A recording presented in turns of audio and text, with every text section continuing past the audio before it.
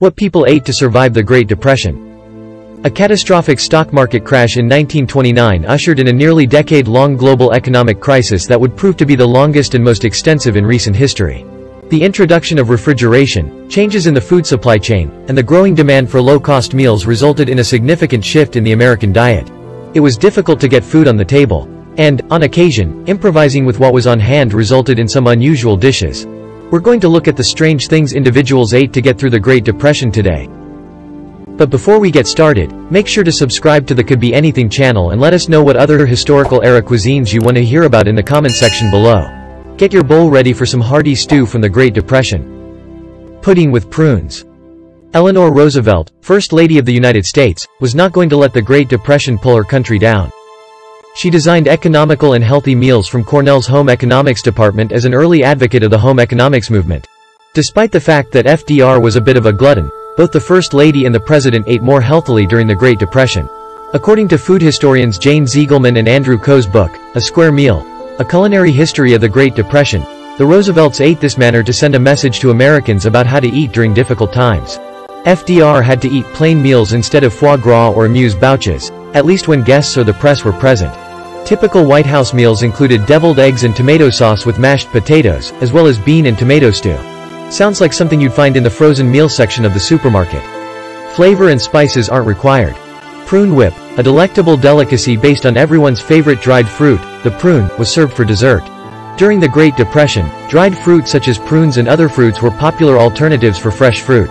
As a result, prune pudding worked well as a stand-in for freshly baked pies or other desserts. It's also simple to create. Sugar, egg whites, and a lot of prunes are all you'll need.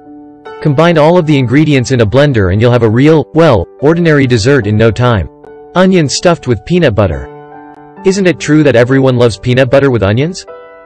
During the Great Depression, both of these products were easily available. Sugar, egg whites, and a lot of prunes are all you'll need. Peanut butter-packed baked onion, okay, was the result of this bizarre dish from a Great Depression cookbook. The recipe for peanut butter and stuffed onions was promoted by the Bureau of Home Economics and appeared in various newspapers and periodicals of the time. Professional home economists at the Bureau actively encouraged American housewives to feed the cheap glop to their families. Andrew Coe and Jane Ziegelman, food historians, decided to attempt creating the dish themselves recently. It was not a popular addition to the dinner table, according to Coe. Peanut butter has nothing to do with a cooked onion, as Ziegelman expressed it more clearly. When they came up with that one, the Bureau of Home Economics really meant it when they said there was no accounting for taste. Mock apple pie from Ritz. Ritz crackers aren't your typical townhouse cracker. They are, however, excellent as a light snack or in a dip. Good cracker, to be sure. However, they can be used as an alternative to apple pie filling. Ritz faux apple pie is exactly what it sounds like, a pie made entirely of Ritz crackers. The conventional apple pie ingredients were blended with lemon juice and the peculiar texture of Ritz crackers to create a flavor that was meant to mimic the taste of a real apple pie. This Depression-era staple has its origins in the 1880s, when apple shortages necessitated the use of replacement pie fillings. During difficult times, imitation apple pies were popular. You may make your own apple pie if an apple-free apple pie sounds appealing. Simply replace the apples in your favorite recipe with 36 slightly crushed Ritz crackers. And just in time for dessert, you'll be preparing the mock pie. The spaghetti dish of Eleanor Roosevelt.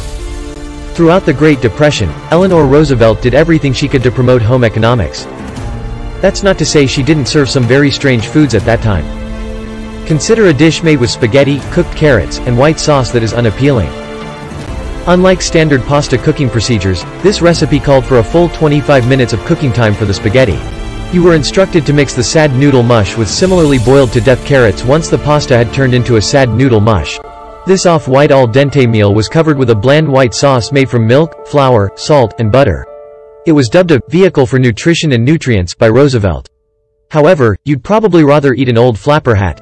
Cobbler with vinegar.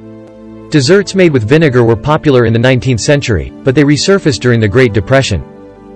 Desperation pies, as they're more frequently known, combine fundamental ingredients like eggs, butter, and sugar with some form of substitute. Fresh apples are replaced with apple cider vinegar in this recipe. It has the wonderful acidic flavor of an apple cobbler but none of the annoying fruit. Cooks may make a wonderful meringue with the eggs and sugar to finish off the acidic dessert in style. It's said to taste like a salty, vinegary custard. It also gives you a tingling sensation on the roof of your mouth. Chef Chris Shepard, an award-winning Houston restaurateur, began serving the dish in his restaurants in 2015. Stew with Mulligans. Mulligan stew was basically hobo fare, not to be confused with the NBC short-lived 1977 comedy of the same name.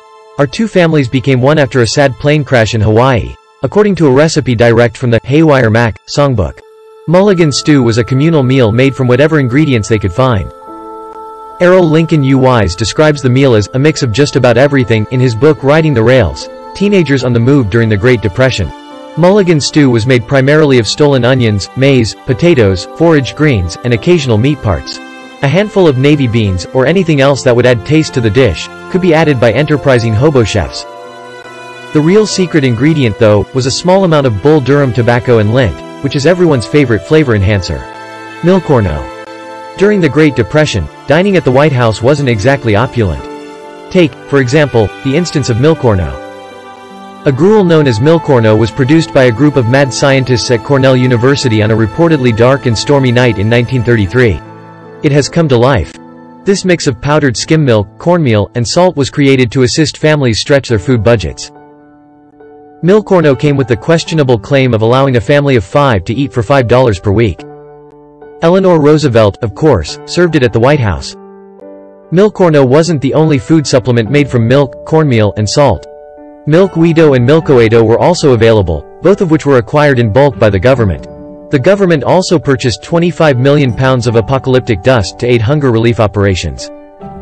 And, despite the fact that they all turned into porridge when cooked, the Bureau of Home Economics bizarrely advised that Milkorno corner might be used to replace the noodles in chop suey. At the very least, there is a lot of poison in such things. Macaroni and cheese from Kraft. Despite the weird foods that people had to consume during the Great Depression, one modern culinary staple evolved in the midst of it all. The one and only Kraft macaroni and cheese meal.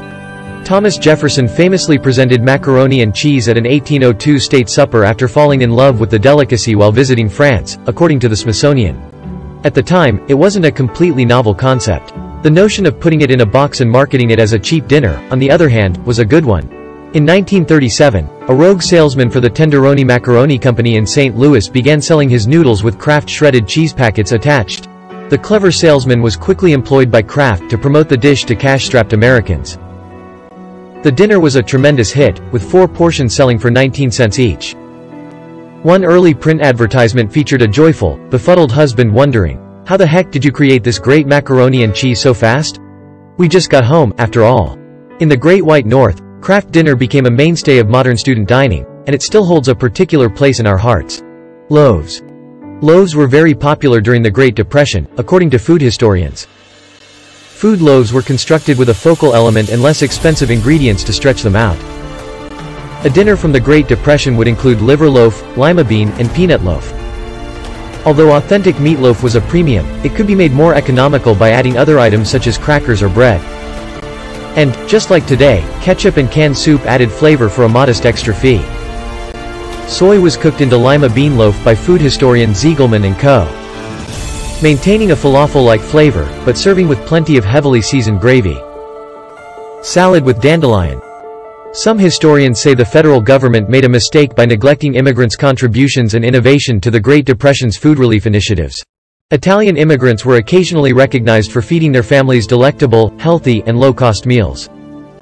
Despite this, the government chose to ignore their methods as a source of inspiration for famine relief. Dandelion greens were one delightful and vitamin-rich item foraged by Italian immigrant women in New York City.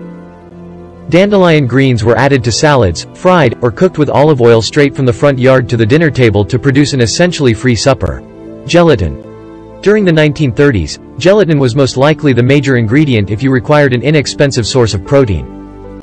Gelatin was used as a basis in several Depression-era cookbooks for such avant-garde recipes as corned beef luncheon salad and other congealed salads.